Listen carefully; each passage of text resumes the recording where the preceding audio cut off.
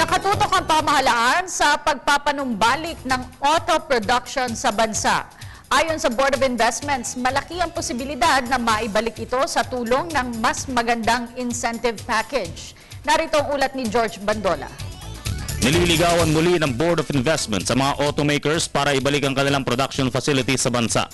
Sabi ng BOI, nakatutok roadmap ng bansa ang pagpapanumbalik ng auto production sa bansa matapos na mag-pull out ang mga ito noon. An attempt to put the Philippines back on the auto production, motor vehicle production map within ASEAN, and we are looking for particular niches which are still unfilled at this point that we can fill up, and so that will enable us to participate as an exporter within ASEAN. Sabi ni Domingo, 3 major auto manufacturers ang kanilang nakausap. Nakahanda naman daw bumalik ang ilang nag-pull out maliban sa kailangang mas magandang incentive package na ipagkakaloob dito ng pamahalaan. To do this, we will have to provide some incentives to the manufacturers in able to entice them to put up a major production operation in the Philippines. And it's the type of incentives that are being discussed and the quantum. How much incentives are we going to provide?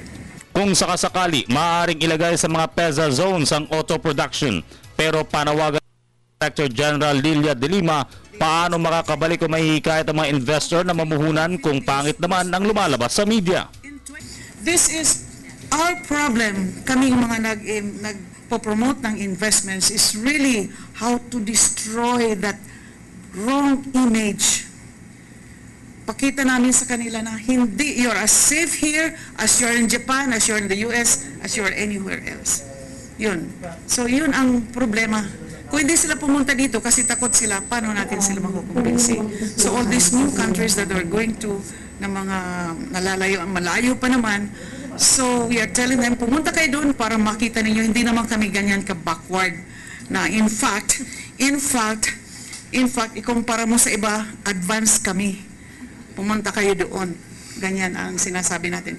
And then sinasabi namin na corruption, mas corrupt yung iba kaysa Pilipinas. And then sinasabi namin na if you're in PEZA, there's no graft, no corruption. There is, just let us know, kruk, out they go. Kruk, out, fired.